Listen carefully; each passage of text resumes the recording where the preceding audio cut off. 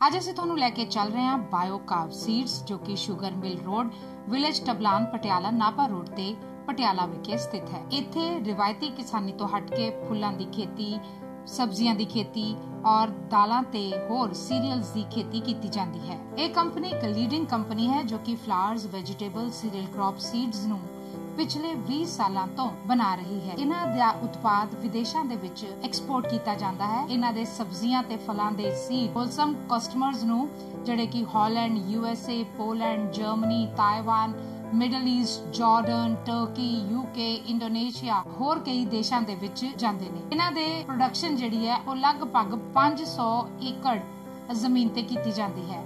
इन्हां दा seed processing plant जो कि पटियाला विखे स्थित है फुली इक्विप्ड है with the state of the art infrastructure और वेल ट्रेन्ड प्रोडक्शन टीम दे मैनेजर्स जिहड़े ने पूरे प्रोडक्शन दे प्रोसैस नूं अपनी निगरानी विच करांदे ने। Process selection of the seed तो लैके क्लीनिंग, ग्रेडिंग और पैकेजिंग तक जाता है। साडी टीम ने इथों दे फाउंडर डायरैक्टर डॉक्टर अल्ला रंग जी नाल गलबात कीती जिन्हां ने सानू बायोकाव सीड्स दे बारे पूरी जानकारी दित्ती।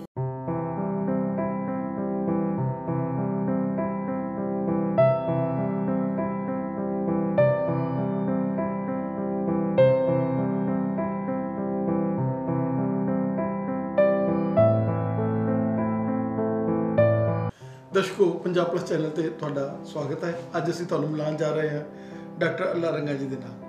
वो इंसान जिहड़े रिटायर्ड ने, हैड ऑफ द डिपार्टमेंट ने प्लांट ब्रीडिंग ते जेनेटिक्स दे विच PhD तो, और उहदे नाल एक सफल अज फ्लावर्स दे मतलब ऐसा इन्होंने एक मुकाम हासिल किया कि वर्ल्ड लैवल ते इन्हां दा नाम है।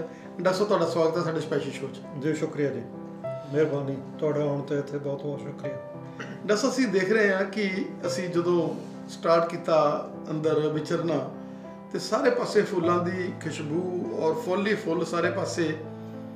की कहना चाहोगे कि अज जड़ियाँ फुलवाड़ियाँ जड़ियाँ एक पासे खिलियां भी हैं और एक पासे बहुत ही दासी दे विच साडी किसानियत हैगी आ, की कहना चाहोगे? दोनों चीज़ां एक पासे स्टेट स्थिति जिस तरीके नाल असीं देख रहे हैं, दूजे पासे बहुत ही ज़्यादा जिहड़ा हैगी टेंशन वाले हालात ने, की कहना चाहोगे? सर ये जिहड़ा तुसीं फुल देखदे हो ना जी, ये फुल एक खेती है। ये असी 1993 तो करते आ रहे हैं। इस विच असी पहला 25 किलो सीड एक्सपोर्ट किया सी पहले साल। उस तो बाद फिर असी सिखते हुण असी 1800 कुंटल सीड एक्सपोर्ट करते हैं। इस दे नाल साडे नाल किसान जुड़े। पहला सानू जिस तरह असी सिखते गए, किसान साडे नाल जुड़ते गए, तो वो ये होया कि साढ़े नाल हुण लगभग 200 के करीब 180 के करीब किसान जुड़े हुए हैं जिहड़े कॉन्ट्रैक्ट फार्मिंग करते हैं। सो ये खेती जिहड़ी है ये कणक नालों 3 गुणा ज़्यादा पैसे दिंदी है, पर कणक नालों डबल मेहनत मंगती है। दसा जो तुसीं मेहनत की गल करी हैगी आ, इट्स नो डाउट कि अज जिहड़े बच्चे हैगे आ, नई पीढ़ी हैगी आ या किसानियत हैगी आ, वो मेहनत तो भी दूर भज रही है। ਉਹਦਾ ਮਨ ਜਿਹੜਾ ਹੈਗਾ ਉਹ ਉਨੀ ਜਿਹੜੀ ਮਿਹਨਤ, ਜਿਵੇਂ ਬਜ਼ੁਰਗਾਂ ਨੇ ਕਹਿੰਦੇ ਸੀ ਸੱਪਾਂ ਦੇ ਸਿਰੀਆਂ ਮਿੱਧੀਆਂ, ਔਰ ਰਾਤ ਨੂੰ ਅਸੀਂ ਦੇਖਦੇ ਹੁੰਦੇ ਸੀਗੇ ਕਿ ਰੋਟੀ ਵੀ ਜਿਹੜੀ ਹੈਗੀ ਦੁਪਹਿਰ ਦੀ ਉੱਥੇ ਜਾਣੀ, ਔਰ ਉਸ ਤਰੀਕੇ ਦੇ ਨਾਲ ਉਹ ਸਟਾਈਲ ਹੁੰਦਾ ਸੀਗਾ ਬਜ਼ੁਰਗਾਂ ਦਾ। ਔਰ ਪੈਲੀ ਦੇ ਵਿੱਚ ਜਦੋਂ 1 ਕਿੱਲੇ ਤੋਂ ਗਾਂ ਡਬਲ ਕਿੱਲਾ ਜਿਹੜਾ ਅਗਲਾ ਕਿੱਲਾ ਬਣਾਉਣਾ ਹੁੰਦਾ ਸੀ ਤਾਂ ਬੜਾ ਗ੍ਰੇਸ ਰਹਿੰਦੀ ਸਾਰੇ ਪਰਿਵਾਰ 'ਚ। ਇਹ ਸਰ ਜਿਹੜੀ ਆਪਣੀ ਹੁਣ खेती ਹੈ ਨਾ ਜੀ, ਆਪਣੀ ਪ੍ਰੋਬਲਮ ਇਹ ਹੈ ਵੀ ਸਾਨੂੰ ਇੱਕ ਟਾਈਮ ਤੇ ਗੌਰਮੈਂਟ ਇਹ ਕਹਿੰਦੀ ਸੀ ਵੀ ਤੁਸੀਂ ਕਣਕ ਤੇ ਝੋਨਾ ਪੈਦਾ ਕਰੋ, ਕਿਉਂਕਿ ਇੰਡੀਆ ਸਾਰੇ ਹਿੰਦੁਸਤਾਨ ਦੇ ਵਿੱਚ ਖਾਣ ਨੂੰ ਅਨਾਜ ਨਹੀਂ ਸੀ ਹੁੰਦਾ ਕਾਫੀ। ਤਾਂ ਫਿਰ ਪੰਜਾਬ ਤੇ ਹਰਿਆਣਾ ਜਿਹੜਾ ਇਸ ਕੰਮ ਤੇ ਲਾਏ ਗਏ, ਉਹਨਾਂ ਨੂੰ ਸਾਰੇ ਤਰ੍ਹਾਂ ਦੀਆਂ ਸਬਸਿਡੀਆਂ, ਸਾਰੇ ਪਾਣੀ, ਸਾਰਾ ਕੁਝ, ਟਰੈਕਟਰਾਂ ਦੇ ਲੋਨ, ਸਭ ਕੁਝ ਦਿੱਤੇ ਗਏ।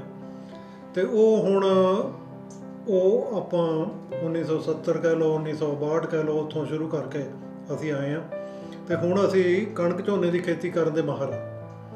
ਉਹ ਮਹਾਰਤ ਇਸ ਕਰਕੇ ਆਈ ਕਿ ਸਾਡੀ ਉਸ ਚੀਜ਼ ਦੀ ਡਿਮਾਂਡ ਸੀ, ਉਸ ਚੀਜ਼ ਦੀ ਗੌਰਮੈਂਟ ਨੂੰ ਚਾਹੀਦਾ ਸੀ ਉਹ ਅਨਾਜ। ਪਰ ਹੁਣ ਜਿਉਂ ਟਾਈਮ ਬੀਤਦਾ ਗਿਆ ਅਸੀਂ ਸਿਰਫ ਕਣਕ ਝੋਨੇ 'ਤੇ ਹੀ ਟਿਕੇ ਰਹੇ। ਅਸੀਂ ਕਿਸੇ ਹੋਰ ਫਸਲ 'ਤੇ ਨਹੀਂ ਗਏ, ਨਾ ਹੀ ਕੋਈ ਇਸ ਤਰ੍ਹਾਂ ਦਾ ਤਰੀਕਾ ਬਣਿਆ ਜਿਸ ਦੇ ਨਾਲ ਇਹ ਹੋਵੇ ਕਿ ਅਸੀਂ ਜੇ 25 ਕਿੱਲੇ ਜਾਂ 5 ਕਿੱਲੇ ਜਾਂ 10 ਕਿੱਲੇ ਲਾਉਣੇ ਤਾਂ ਉਹਦਾ 10% ਏਰੀਆ ਕਿਸੇ ਹੋਰ ਫਸਲ ਥੱਲੇ ਲਾਈਏ।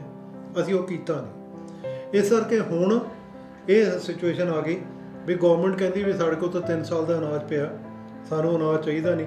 ਬਾਕੀ ਸਟੇਟ ਜਿਹੜੇ ਉਹ ਵੀ ਅਨਾਜ ਪੈਦਾ ਕਰਨ ਲੱਗ ਗਏ। ਉਹਨਾਂ ਨੇ ਇੰਨਾ ਅਨਾਜ ਪੈਦਾ ਕਰ ਲਿਆ ਕਿ ਆਪਾਂ ਨੂੰ ਇੱਥੋਂ ਭੇਜਣ ਦੀ ਲੋੜ ਨਹੀਂ ਪੈਂਦੀ, ਉਹ ਆਪਣਾ ਅਨਾਜ ਉਰੇ ਪਿਆ ਰਹਿੰਦਾ। ਉਹ ਹਰੇਕ ਸਟੇਟ ਆਪਣਾ ਆਪਣਾ ਅਨਾਜ ਪੈਦਾ ਕਰਨ ਲੱਗ ਗਏ। ਸੋ ਇਸ ਕਰਕੇ ਹੁਣ ਮੁਸ਼ਕਿਲ ਆ ਗਈ ਕਣਕ ਅਤੇ ਝੋਨੇ ਦੀ। ਇਸੇ ਕਰਕੇ ਗੌਰਮੈਂਟ ਆਪਣਾ ਹੱਥ ਖਿੱਚੀ ਜਾਂਦੀ ਹੈ, ਕਿਉਂਕਿ ਗੌਰਮੈਂਟ ਨੇ ਜਿਹੜਾ ਅਨਾਜ ਲੈਣਾ ਉਹ ਕਿਸੇ ਨੂੰ ਖਿਲਾਉਣ ਵਾਸਤੇ ਲੈਣਾ, ਸਮੁੰਦਰ ਤਾਂ ਸਿੱਟਣਾ ਨਹੀਂ। ਤਾਂ ਇਸ ਕਰਕੇ ਮਤਲਬ ਆਪਾਂ ਨੂੰ ਹੁਣ ਜ਼ਰੂਰਤ ਹੈ ਕਿ ਅਸੀਂ ਹੋਰ ਦੂਸਰੀ ਕਿਸੇ ਖੇਤੀ ਬਾਰੇ ਸੋਚੀਏ। ਡਾਕਟਰ ਸਾਹਿਬ, ਇਹ ਜਿਸ ਤਰੀਕੇ ਦੇ ਨਾਲ ਤੁਸੀਂ ਮਿਹਨਤ ਦੀ ਗੱਲ ਕੀਤੀ ਹੈਗੀ ਆ ਕਿ ਅਗਰ ਫੁੱਲਾਂ ਦੀ ਖੇਤੀ, ਜਿੱਦਾਂ 200 ਕਿਸਾਨ ਤੁਹਾਡੇ ਨਾਲ ਅਟੈਚ ਆ, ਉੱਧਰੋਂ ਆਪਾਂ ਅਸੀਂ PDF ਦੇ ਬਾਰੇ ਉਸ ਦਿਨ ਕਵਰ ਕਰਕੇ ਆਏ ਹਾਂ। ਉਹਨਾਂ ਨੇ ਪਸ਼ੂ ਧਨ ਦੇ ਵਿੱਚ ਬੜਾ ਵੱਡਾ ਜਿਹੜਾ ਰੈਵੋਲੂਸ਼ਨ ਲਿਆਂਦੀ ਹੈਗੀ ਆ।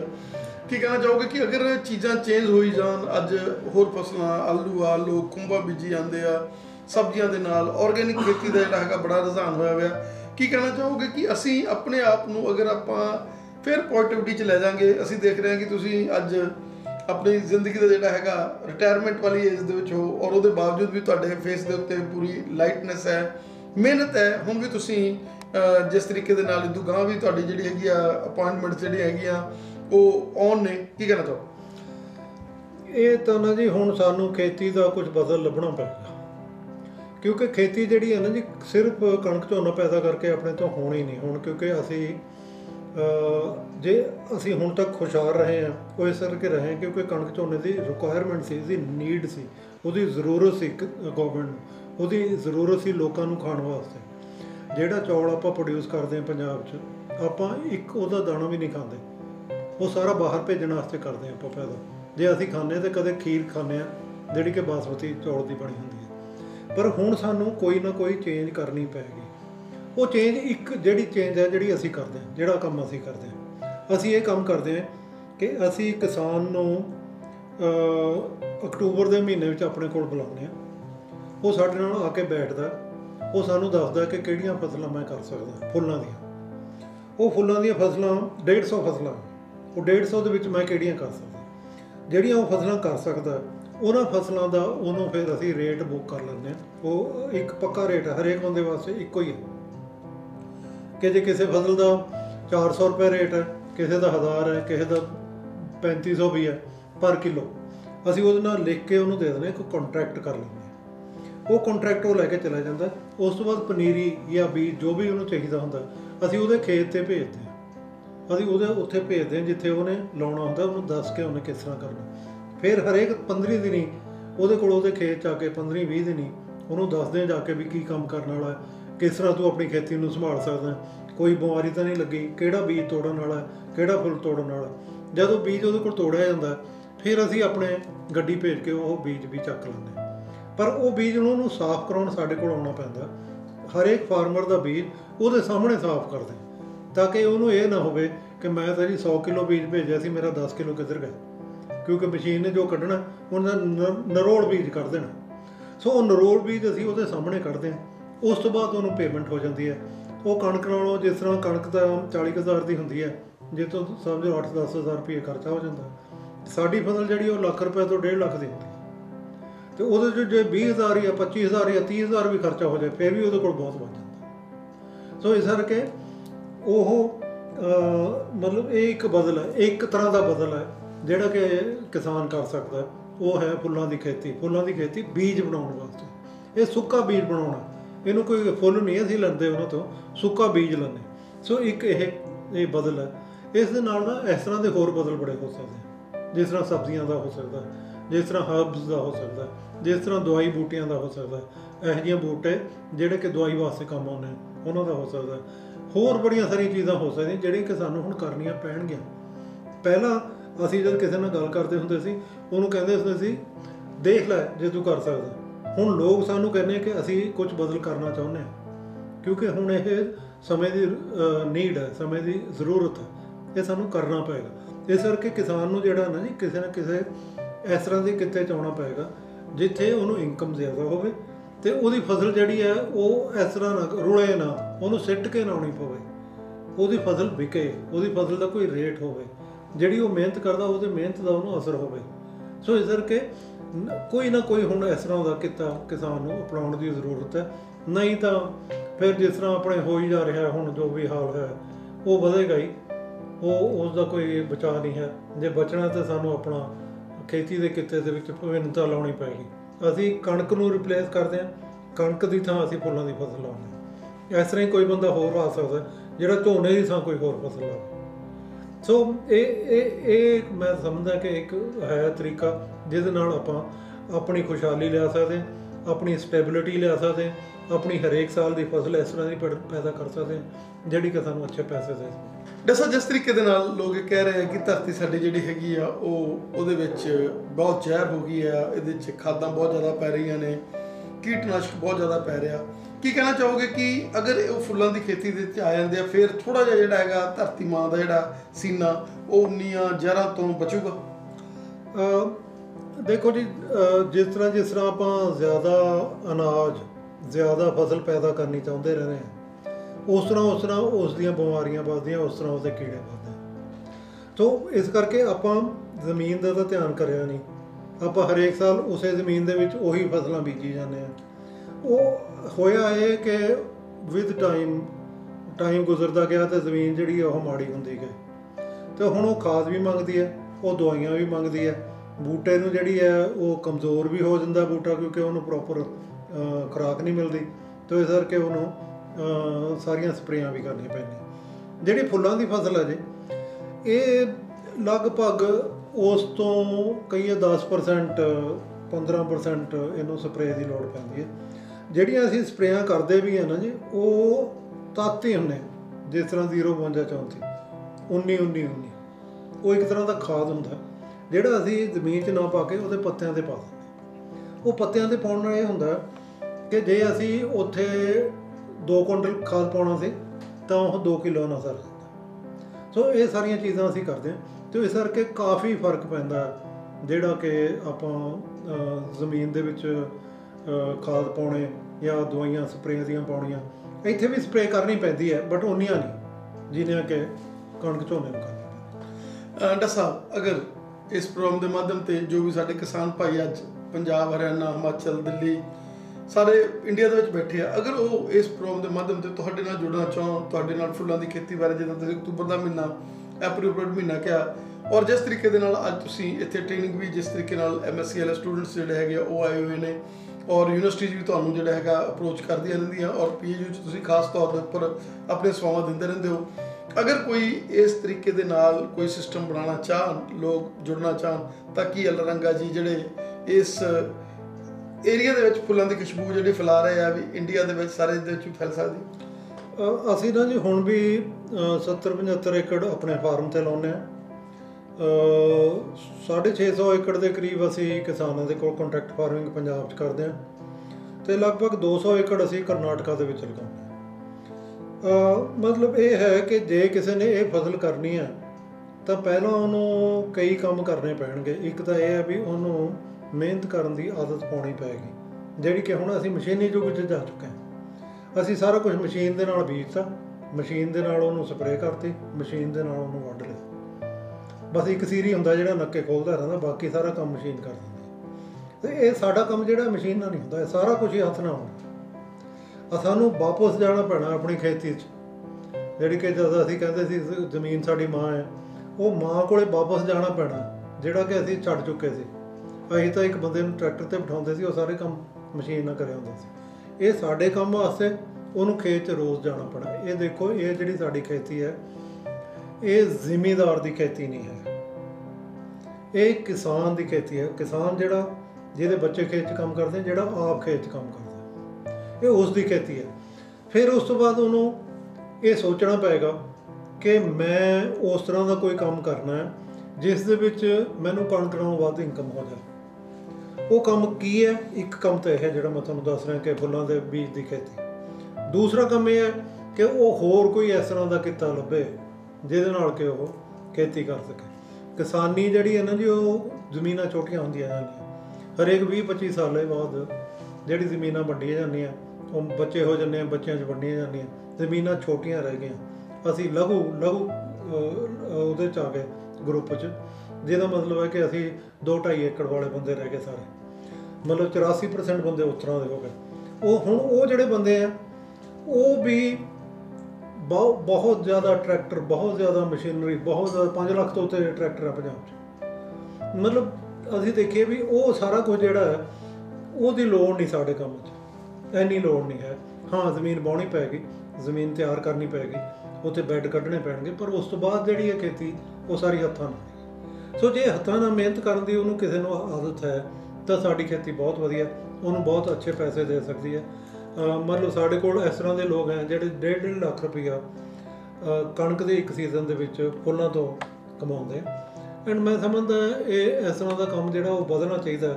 ਇਸ ਤਰ੍ਹਾਂ ਦੀ ਚੀਜ਼ ਜਿਹੜੀ ਹੈ ਹੋਰ ਫਾਰਮਰਸ ਕੋਲ ਵੀ ਜਾਣੀ ਚਾਹੀਦੀ ਹੈ, ਤਾਂ ਕਿ ਹਰੇਕ ਕਿਸਾਨ ਕੋਲ ਥੋੜ੍ਹੀ ਬਹੁਤੀ ਇਸ ਤਰ੍ਹਾਂ ਦੀ ਇਨਕਮ ਹੋਵੇ ਜਿਹੜੀ ਕਿ ਅੱਛੀ ਇਨਕਮ ਹੈ। ਕੁਝ ਨੋਰਮਲ ਇਨਕਮ ਹੋ ਗਈ, ਕੁਝ ਅੱਛੀ ਇਨਕਮ ਹੋ ਗਈ, ਰਲਾ ਮਿਲਾ ਕੇ ਉਹ ਆਪਣੀ ਜ਼ਿੰਦਗੀ ਗੁਜ਼ਾਰ ਸਕਦਾ। ਸਰ, ਜੋ ਸਾਨੂੰ ਤੁਸੀਂ ਕ੍ਰੀਏਟਿਵ ਆਈਡੀਆਜ਼ ਦਿੱਤੇ ਔਰ ਸਾਡੇ ਨਾਲ ਗੱਲਬਾਤ ਕੀਤੀ, ਤੁਹਾਡੇ ਕੋਲ ਬਹੁਤ ਲੰਬਾ ਡਾਟਾ, ਔਰ ਅਸੀਂ ਚਾਹਾਂਗੇ ਕਿ ਜਿੰਨੇ ਵੀ ਕਿਸਾਨ ਵੀਰ, ਜਿੰਨੇ ਵੀ ਲੋਕ ਇੱਥੋਂ ਦੇਖ ਰਹੇ ਆ, ਜਿਹੜੇ ਗਾਂਹ ਗਾਈਡ ਕਰ ਸਕਦੇ ਆ ਕਿ ਅੱਜ ਸਾਨੂੰ ਮਿਹਨਤ ਦੀ ਲੋੜ ਹੈ, ਦੁਆਰਾ ਤੋਂ ਸਾਨੂੰ ਮਿਹਨਤ ਕਰਨੀ ਚਾਹੀਦੀ ਆ, ਔਰ ਕਿਸੇ ਨਾ ਕਿਸੇ ਐਸੇ ਚੀਜ਼ ਪਰ, ਜਿੱਦਾਂ ਡਾਕਟਰ ਲਾਰੰਗਾ ਜੀ ਨੇ ਦੇਖ ਲਓ ਅੱਜ ਰੰਗ ਲਾਇਆ ਪਿਆ, ਆਪਾਂ ਦੇਖ ਸਕਦੇ ਹਾਂ ਕਿ ਕਿਵੇਂ ਫੁੱਲਾਂ ਦੀ ਖੇਤੀ ਦੇ ਨਾਲ ਇਸ ਰੈਡ ਹੋਏ ਵੀ ਨੇ ਔਰ ਪੂਰਾ ਈਜ਼ੀ ਗੋਇੰਗ ਹਾਲਾਤਾਂ ਦੇ ਵਿੱਚ ਨੇ। ਅੱਜ ਵੀ ਆਪਾਂ ਦੇਖ ਸਕਦੇ ਹਾਂ ਕਿ MSc ਦੇ ਜਿਹੜੇ ਸਟੂਡੈਂਟਸ ਹੈਗੇ ਆ ਯੂਨੀਵਰਸਿਟੀ ਦੇ, ਉਹ ਆਏ ਨੇ ਟ੍ਰੇਨਿੰਗ ਦੇ ਲਈ, ਔਰ ਲੋਕ ਜਿਹੜੇ ਹੈਗੇ ਆ ਇੱਕ ਸੈਕਿੰਡ ਜਿਹੜਾ ਹੈਗਾ ਇਹਨਾਂ ਦਾ ਮੰਗਦੇ ਨੇ। ਤੁਸੀਂ ਵੀ ਆਪਣੇ ਆਪ ਨੂੰ ਉੱਦਾਂ ਦੇ ਬਣਾਓ। ਡਾਕਟਰ ਸਾਹਿਬ, ਸਾਨੂੰ ਸਮਾਂ ਦੇਣ ਦੇ ਲਈ ਤੁਹਾਡਾ ਬਹੁਤ ਬਹੁਤ ਧੰਨਵਾਦ। ਬਹੁਤ ਬਹੁਤ ਸ਼ੁਕਰੀਆ ਜੀ, ਬਹੁਤ ਬਹੁਤ ਮਿਹਰਬਾਨੀ।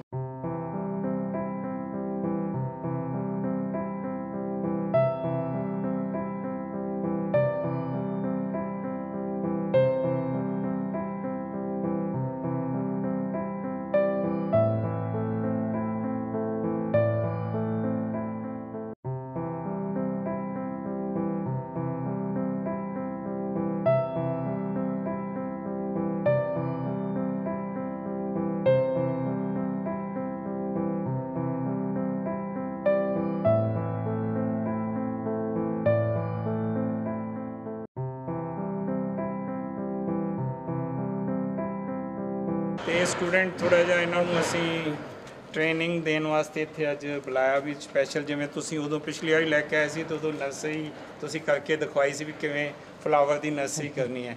ਹੁਣ ਅੱਜ ਇਹਨਾਂ ਨੂੰ, ਕਿਉਂਕਿ ਬਹੁਤ ਸੋਹਣਾ ਟਾਈਮ ਹੈ, ਮੈਂ ਇੱਕ ਤਰ੍ਹਾਂ ਦੀ ਹੈਵਨ 'ਚ ਹੀ ਆ ਗਏ ਨੇ।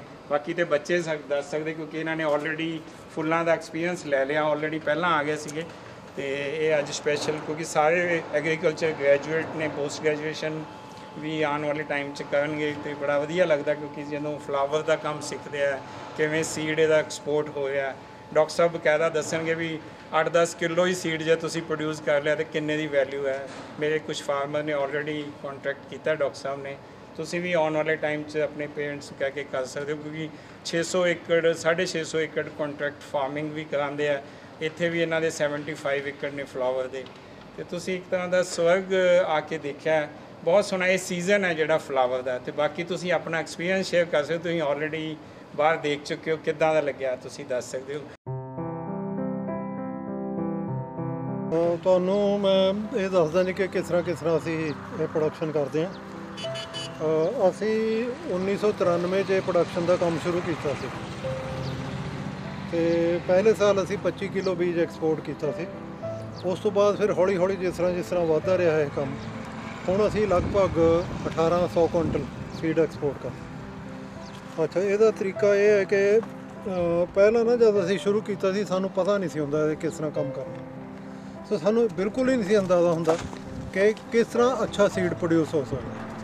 ਉਹ ਵਿਦ ਟਾਈਮ ਹੌਲੀ ਹੌਲੀ ਅਸੀਂ ਸਿੱਖਿਆ ਕਿ ਕਿਸ ਤਰ੍ਹਾਂ ਅਸੀਂ ਸੀਡ ਪ੍ਰੋਡਿਊਸ ਕਰ ਸਕਦੇ ਹਾਂ, ਕਿਆ ਉਹਦੀਆਂ ਕਿਹੜੇ ਟਾਈਮ ਬੀਜਣਾ ਚਾਹੀਦਾ, ਕਿਆ ਕੋਈ ਬੀਜ ਜਿਹੜਾ ਉਹ ਪਨੀਰੀ ਤੋਂ ਬੀਜਣਾ ਕਿ ਉਹਨੂੰ ਬੀਜ ਬੀਜਣਾ, ਕਿਆ ਉਹਨੂੰ ਇਸ ਤਰ੍ਹਾਂ ਰੇਜ਼ ਬੈਡਸ 'ਤੇ ਬੀਜਣਾ ਜਾਂ ਫਲੈਟ ਬੈਡ 'ਤੇ ਬੀਜਣਾ, ਕਿਹੜਾ ਟਾਈਮ ਚਾਹੀਦਾ, ਗਰਮੀਆਂ 'ਚ ਬੀਜਣਾ ਕਿ ਸਰਦੀਆਂ 'ਚ ਬੀਜਣਾ, ਕਿਸ ਤਰ੍ਹਾਂ ਤੋੜਨਾ ਬੀਜ। ਅਤੇ ਇਹ ਸਾਰੀਆਂ ਚੀਜ਼ਾਂ ਅਸੀਂ ਵਿਦ ਟਾਈਮ ਅਸੀਂ ਸਿੱਖੀਆਂ, ਮਤਲਬ ਕਰਕੇ ਸਿੱਖੀਆਂ, ਕਿਉਂਕਿ ਇਸ ਦੀ ਕੋਈ ਪੈਕੇਜ ਆਫ ਪ੍ਰੈਕਟਿਸ ਬਣੀ ਹੋਈ ਨਹੀਂ ਹੈ ਜਿਸ ਤਰ੍ਹਾਂ ਕਣਕ ਝੋਨੇ ਦੀ ਹੁੰਦੀ ਹੈ, ਇਸ ਦੀ ਕੋਈ ਪੈਕੇਜ ਪ੍ਰੈਕਟਿਸ ਨਹੀਂ। ਸੋ ਇਹ ਦੇਖੋ ਤੁਸੀਂ ਜਿੱਥੇ ਖੜ੍ਹੇ ਹੋ, ਇਹ ਫਸਲ ਦਾ ਨਾਂ ਹੈ ਡਾਇਆਂਥਸ। ਇਹ ਡਾਇਆਂਥਸ ਫਸਲ ਹੈ, ਇਸ ਦੇ ਵਿੱਚ ਹੁਣ ਬੀਜ ਬਣਨਾ ਸ਼ੁਰੂ ਹੋ ਗਿਆ। ਮੈਂ ਤੁਹਾਨੂੰ ਦਿਖਾਉਣਾ ਕਿ ਬੀਜ ਕਿਸ ਤਰ੍ਹਾਂ ਬਣਦਾ।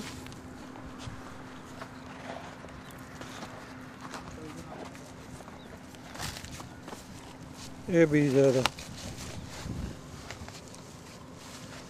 ਇਸ ਤਰ੍ਹਾਂ ਹੀ ਬੀਜ ਦਾ ਜਿਹੜਾ ਬਣ ਕੇ ਉਹ ਸਾਰਾ ਇਸ ਤਰ੍ਹਾਂ ਇਕੱਠਾ ਕਰਨਾ ਪੈਂਦਾ, ਇੱਕੋ ਵਾਰੀ ਹਾਰਵੈਸਟ ਹੋ ਜਾਂਦੀ ਹੈ ਫਸਲ। ਇਸ ਦਾ ਜਿਹੜਾ ਕੀਮਤ ਹੈ ਇਸ ਬੀਜ ਦੀ ਹੈ 550 ਰੁਪਏ ਕਿਲੋ, ਅਤੇ ਇਹ 1 ਏਕੜ ਦੇ ਵਿੱਚੋਂ ਲਗਭਗ 1.25 ਕੁਇੰਟਲ ਦੇ ਕਰੀਬ ਬੀਜ ਇਹ ਪ੍ਰੋਡਿਊਸ ਹੋ ਜਾਂਦਾ, 1.5 ਕੁਇੰਟਲ ਹੋ ਜਾਂਦਾ। ਇਹ ਸਾਰਾ ਐਕਸਪੋਰਟ ਹੁੰਦਾ। ਮਤਲਬ ਕਿਹੜੀ ਕੰਟਰੀ 'ਚ ਜ਼ਿਆਦਾ? ਇਹ ਜ਼ਿਆਦਾ ਹੁੰਦਾ ਜੀ ਅਮਰੀਕਾ ਦੇ ਵਿੱਚ, ਯੂਰਪ ਦੇ ਵਿੱਚ ਕਈ ਕੰਟਰੀਜ਼ ਹਨ ਜਿਸ ਤਰ੍ਹਾਂ Holland, Poland, Germany, France, UK, ਇਹ ਕੰਟਰੀਜ਼ ਯੂਰਪ ਦੇ ਆ।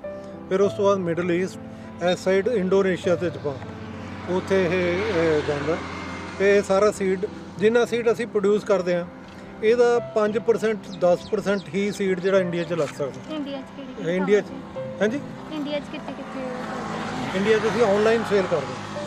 ਅਸੀਂ ਔਨਲਾਈਨ ਪੋਰਟਲਸ 'ਤੇ ਆਪਣਾ ਪੋਰਟਲ ਹੈ biocarb.com, ਅਤੇ ਅਸੀਂ ਐਮਾਜ਼ੋਨ, ਸਨੈਪਡੀਲ, ਸ਼ੌਪਕਲੂ ਸਾਰਿਆਂ 'ਤੇ, ਅਤੇ ਜਿੱਥੇ ਵੀ ਕਿਸੇ ਨੂੰ ਤੁਸੀਂ ਫਲਾਵਰ ਸੀਡ ਪਾਓਗੇ ਅਤੇ ਕੋਈ ਨਾ ਕੋਈ ਪੋਰਟਲ ਜਿਹੜਾ ਤੁਸੀਂ ਯੂਜ਼ ਕਰਦੇ ਹੋ ਉਹ ਤੁਹਾਡੇ ਸਾਹਮਣੇ ਆ ਜਾਂਦਾ, ਅਤੇ ਉੱਥੇ ਅਸੀਂ ਸੇਲ ਕਰਦੇ ਹਾਂ। ਨਰਸਰੀਆਂ ਸਾਡੇ ਨਾਲ 400 ਜੁੜੀਆਂ ਹੋਈਆਂ, ਸੀਡ ਸ਼ਾਪਸ ਹੈ ਕੋਈ 250 ਜੁੜੀਆਂ ਹੋਈਆਂ, ਉਹਨਾਂ ਨੂੰ ਸਾਰਿਆਂ ਨੂੰ ਅਸੀਂ ਇੱਥੋਂ ਸੀਡ ਸਪਲਾਈ ਕਰਦੇ।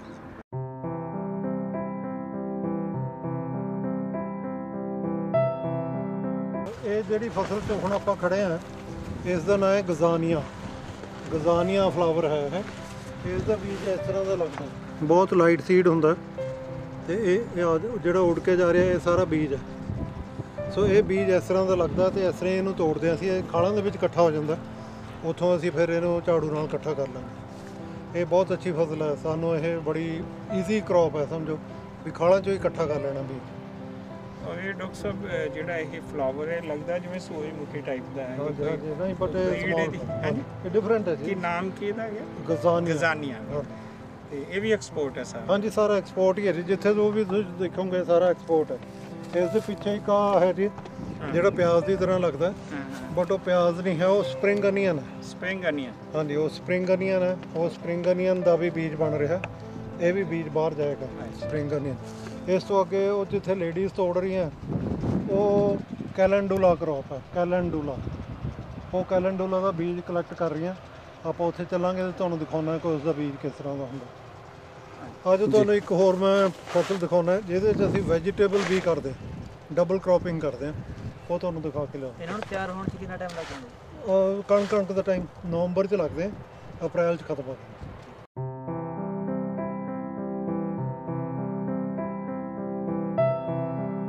ਇਸ ਫਸਲ ਦਾ ਨਾਮ ਹੈ ਜੀ ਕਲੋਮ। ਇਹਨੂੰ ਸਪਾਈਡਰ ਪਲਾਂਟ ਵੀ ਕਹਿੰਦੇ, ਸਪਾਈਡਰ ਦੀ ਤਰ੍ਹਾਂ ਇਹਨੂੰ ਫੁੱਲ ਲੱਗਦਾ। ਦੇਖੋ ਆਹ ਸਾਰੀਆਂ ਫਲੀਆਂ ਲੱਗੀਆਂ ਸਪਾਈਡਰ ਦੀ ਤਰ੍ਹਾਂ ਦਿਖ ਰਿਹਾ। ਇਸ ਦੇ ਵਿੱਚ ਅਸੀਂ ਇੱਕ ਲਾਈਨ ਤਾਂ ਇਹਦੀ ਲਾਈ ਹੋਈ ਹੈ, ਇੱਕ ਲਾਈਨ ਪਿਆਜ਼ ਦੀ ਲਾਈ ਹੋਈ ਹੈ ਨਾ। ਉਹ ਪਿਆਜ਼ ਵੀ ਤਿਆਰ ਹੋ ਜਾਏਗਾ ਅਤੇ ਇਹ ਵੀ ਤਿਆਰ ਹੋ ਜਾਏਗਾ। ਸੋ ਇਹ ਫਸਲ ਲਗਭਗ 50,000 ਦਾ ਪਿਆਜ਼ ਦੇ ਦਿੰਦੀ ਹੈ ਅਤੇ ਲੱਖ ਰੁਪਏ ਦੀ ਉੱਪਰਲੀ ਫਸਲ ਦੇ। ਸੋ ਡਬਲ ਕ੍ਰੌਪ ਹੋ ਜਾਂਦੀ ਹੈ। ਇਹਨੂੰ ਜੇ ਤੁਸੀਂ ਦੇਖੋ ਤਾਂ ਇਹਦੇ ਵਿੱਚ ਬੀਜ ਜਿਹੜਾ ਹਲੇ ਕੱਚਾ ਹੈ, ਇਹ ਬੀਜ ਕੱਚਾ ਹੈ ਹਲੇ, ਪਰ ਇਹ ਸਾਰਾ ਬੀਜ ਪੱਕ ਜਾਏਗਾ ਅਤੇ ਫਲੀਆਂ ਤੋੜਨੀਆਂ ਪੈਂਦੀਆਂ। ਬਟ ਇਹ ਬਹੁਤ ਅੱਛੀ ਫਸਲ ਹੈ, ਬੜਾ ਅੱਛਾ ਪੈਸਾ ਦਿੰਦੀ ਹੈ। ਅਨੀਅਨ ਕਹਿੰਦੇ ਕਿਉਂ ਲਗਾਇਆ? ਇੱਕ ਪਾਸਾ ਖਾਲੀ ਹੁੰਦਾ ਜੀ ਇਹਦਾ, ਇੱਕੋ ਹੀ ਲਾਈਨ ਲੱਗਦੀ ਹੈ ਇਹਦੀ। ਉੱਥੇ ਆਪਾਂ ਦੇਖਿਆ ਜੀ 2-2 ਲਾਈਨਾਂ ਲੱਗੀਆਂ ਹੋਈਆਂ, ਇੱਥੇ ਇੱਕੋ ਹੀ ਲਾਈਨ ਲੱਗੀ ਹੋਈ ਹੈ, ਅਤੇ ਦੂਸਰੀ ਲਾਈਨ ਜਿਹੜੀ ਉਹ ਪਿਆਜ਼ ਲਗਾ ਲਓ। ਇੰਟਰਕ੍ਰੌਪਿੰਗ ਵੈਰੀ ਇੰਪੋਰਟੈਂਟ। ਜਿਹੜਾ ਬੰਦਾ ਇੰਟਰਕ੍ਰੌਪਿੰਗ ਆਪਣੀ ਜੇਕਰ ਕੱਲ੍ਹ ਨੂੰ ਤੁਹਾਡੇ ਖਰਚਾ ਜ਼ਿਆਦਾ ਹੋ ਰਿਹਾ ਤੁਸੀਂ ਸੇਵ ਕਰ ਸਕਦੇ ਹੋ। ਹੁਣ 50,000 ਦਾ ਡਾਕਟਰ ਸਾਹਿਬ ਦੱਸ ਰਹੇ ਵੀ ਪਿਆਜ਼ ਹੀ ਹੋ ਜਾਂਦਾ ਹੈ। ਕਿੰਨੀ ਬੈਸਟ ਗੱਲ ਹੈ ਵੀ ਇੰਟਰਕ੍ਰੌਪਿੰਗ।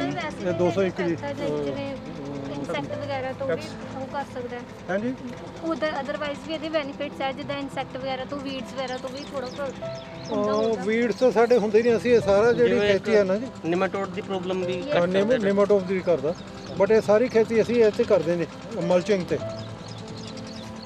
ਇਹ ਮਲਚਿੰਗ ਦਾ ਮਤਲਬ ਹੁੰਦਾ ਕਿ ਸਾਰੀਆਂ ਜਿਹੜੀਆਂ ਬੈਡਸ ਹੈ ਉਹਨਾਂ ਨੂੰ ਅਸੀਂ ਕਵਰ ਕਰ ਦਿੰਦੇ ਵਿਦ ਪੋਲੀਥੀਨ, ਤਾਂ ਵੀਡ ਤਾਂ ਨਿਕਲਦਾ ਹੀ ਨਹੀਂ ਉੱਤੇ। ਬਲੈਕ ਪੋਲੀਥੀਨ ਹੈ, ਇਹਦੇ ਵਿੱਚੋਂ ਵੀਡ ਤਾਂ ਨਿਕਲਦੇ ਨਹੀਂ ਬਾਹਰ, ਸਿਰਫ ਹੋਲਸ ਕਰਕੇ ਉੱਥੇ ਪਲਾਂਟਸ ਲਗਾਉਂਦੇ ਆ। ਡਾਕਟਰ ਸਾਹਿਬ ਇੱਕ ਦੂਜਾ ਆਉਂਦਾ ਸਿਲਵਰੀ ਕਲਰ ਦਾ ਹੁੰਦਾ ਜਿਹੜਾ? ਹਾਂਜੀ, ਉਹ ਸਿਲਵਰ ਕਲਰ ਦਾ ਹੁੰਦਾ ਜੀ, ਸਾਨੂੰ ਨਹੀਂ ਚਾਹੀਦਾ ਹੁੰਦਾ ਉਹ, ਬਟ ਇੱਕ ਸਾਈਡ ਸਿਲਵਰ ਹੁੰਦੀ ਹੈ, ਦੂਸਰੀ ਬਲੈਕ ਹੁੰਦੀ ਹੈ। ਹਾਂਜੀ ਹਾਂਜੀ, ਇਹ ਦੋਨੇ ਸਾਈਡ ਬਲੈਕ।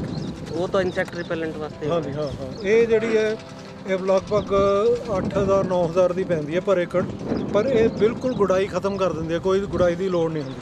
ਜਿਹੜਾ ਖਾਲਾਂ ਦੇ ਵਿੱਚ ਘਾਹ ਹੁੰਦਾ ਉਹਨੂੰ ਅਸੀਂ ਸਪਰੇਅ ਕਰਕੇ ਮਾਰ ਦਿੰਦੇ ਹਾਂ, ਕੋਈ ਜਿਸ ਤਰ੍ਹਾਂ ਫੇਰੀਓ ਜਾਂ ਕੋਈ ਹੋਰ ਇਨਸੈਕਟੀਸਾਈਡ ਵੀਡੀਸਾਈਡ ਜਿਹੜਾ ਉਹ ਕਰਿਆ, ਉਹਦੇ ਨਾਲ ਖਾਲਾਂ ਸਾਫ਼ ਹੋ ਜਾਂਦੀਆਂ, ਉੱਪਰ ਉਹ ਘਾਹ ਹੁੰਦਾ ਹੀ ਨਹੀਂ। ਤਾਂ ਇਹਦੇ ਨਾਲ ਲੇਬਰ ਬਹੁਤ ਬਚ ਜਾਂਦੀ ਹੈ, ਕਿਸਾਨ ਨੂੰ ਨਹੀਂ ਲੇਬਰ ਦਾ ਖਰਚਾ ਪੈਂਦਾ। ਇਹਦੇ ਥੱਲੇ ਬਹੁਤ ਮੋਟਾ ਮੋਟਾ ਬੀਜ ਬਣਦਾ and very easy to collect. ਆ ਕੇ ਦੇਖ ਲਓ ਬੇਟਾ ਇੱਧਰ, ਇਹਦੇ ਬੀਜ ਦੇਖੋ ਤੁਸੀਂ ਕਿੱਡੇ ਕਿੱਡੇ ਮੋਟੇ ਆ, ਬਹੁਤ ਹੀ ਈਜ਼ੀ ਹੈ ਕਲੈਕਟ ਕਰਨਾ।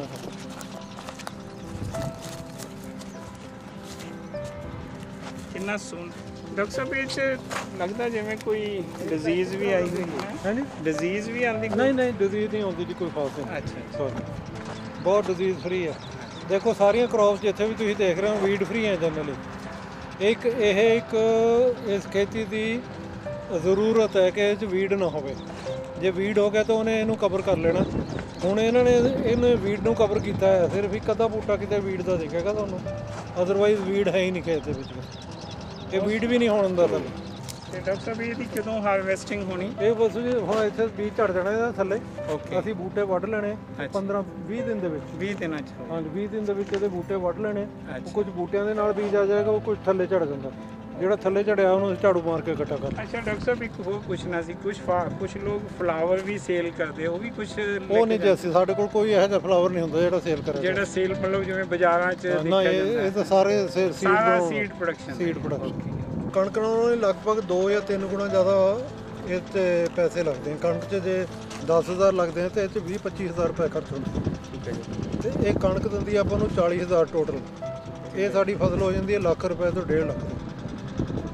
ਇਹ ਤੇ ਖਰਚਾ ਹੁੰਦਾ, ਬਟ ਉਸ ਤਰ੍ਹਾਂ ਇਹ ਮੋੜਦੀ ਵੀ ਬਹੁਤ ਹੈ। ਤੇ ਸਪੈਸ਼ਲੀ ਕਿਹੜੀ ਫਲਾਵਰ ਦੀ ਉਹ ਸਪੀਸੀਜ਼ ਹੈ ਜਿਹੜੀ ਆਪਾਂ ਗਰੋ ਕਰ ਸਕਦੇ ਹਾਂ? ਹਰੇਕ ਸਾਲ ਫਾਰਮਰ ਨੂੰ 2 ਏਕੜ, ਜਿਹਨੂੰ ਨਵਾਂ ਫਾਰਮਰ ਆਉਂਦਾ ਉਹਨੂੰ ਸਿਰਫ 2 ਏਕੜ ਦਿੰਦੇ। ਉਹ 2 ਏਕੜ ਦੇ ਵਿੱਚ 4 ਜਾਂ 5 ਸਪੀਸੀਜ਼ ਦਿੰਦੇ।